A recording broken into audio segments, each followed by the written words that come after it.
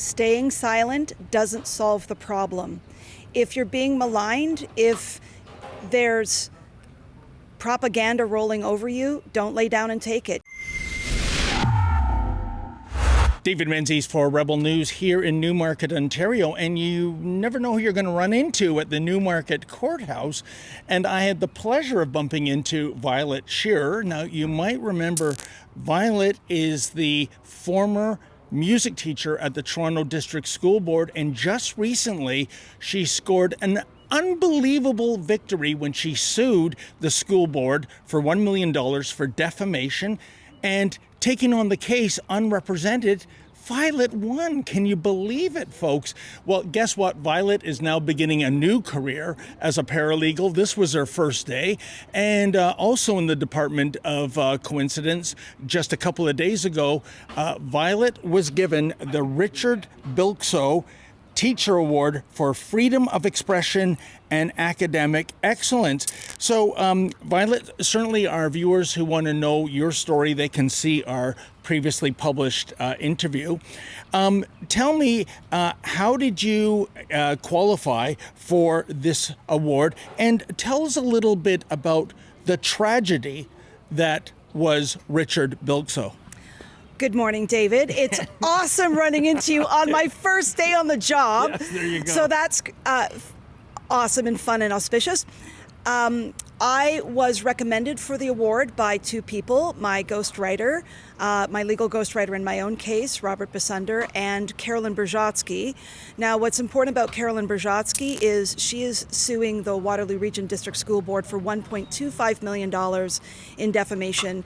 In my case, I was libeled as a racist. In her case, she's also an elementary teacher. She was libeled as a transphobe. So it was Carolyn who was one of the people who recommended me for the award.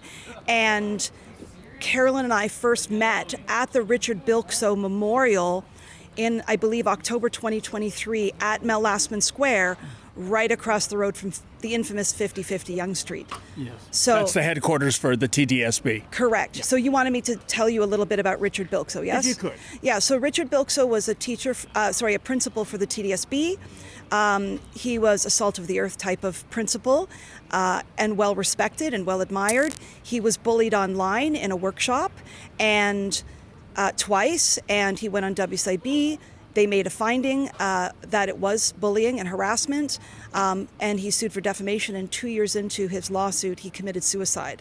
So the Friends of Richard Bilkszto have set up a scholarship and an award system so that if you apply and you meet the criteria of freedom of expression and academic excellence, you can qualify for an award. And in my case, I won the teacher award, but ironically, the money that I won is going towards my legal textbooks for second semester of paralegal school. There you go. And I wish you the best in that career. And we should point out that the person doing the bullying, spearheading the bullying, it was someone by the name of Kiko O.J. Thompson. She was the one doing these seminars and went after Richard. And she's no longer involved with the Toronto District School Board. But in this country, of course, you fail upwards. I understand she's the head of DEI with Deloitte. Yeah, that's what I understand, that she actually got a promotion after her conduct. And after WCIB made a finding, she actually got a better job. Unbelievable. And it should be pointed out, and if you want to look at the interview I had last week with Violet, folks, that what is so perverse about your story is that you were accused of being a racist and being inappropriate because you led elementary students in a singing of The Land of the Silver Birch. And of course, the crux of the matter is which lyric in that song is racist and inappropriate, and neither the school administration or the school board people could say what it was. Just because two parents complained, well, then it must have been racist. Unbelievable.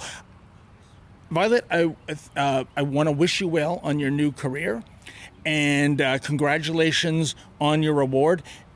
I want you to have the last word to all those other teachers that are being falsely maligned and being accused of the worst things, accused of crimes they didn't commit. What do you have to say to them? Staying silent doesn't solve the problem. if you're being maligned, if there's propaganda rolling over you, don't lay down and take it. You need to stand up. You need to speak truth. You need to debunk nonsense. I'm going to keep saying that same message over and over again, but you need to speak up and stand up. Hey folks, I know you love it when Rebel News brings you the other side of the story, but the fact is we need your help. Unlike Mark Carney's trained seals in the mainstream media, we do not receive a nickel's worth of government funding. So please, if you can, go to rebelfieldreports.com. That's rebelfieldreports.com. And if you're able to, kindly make a donation.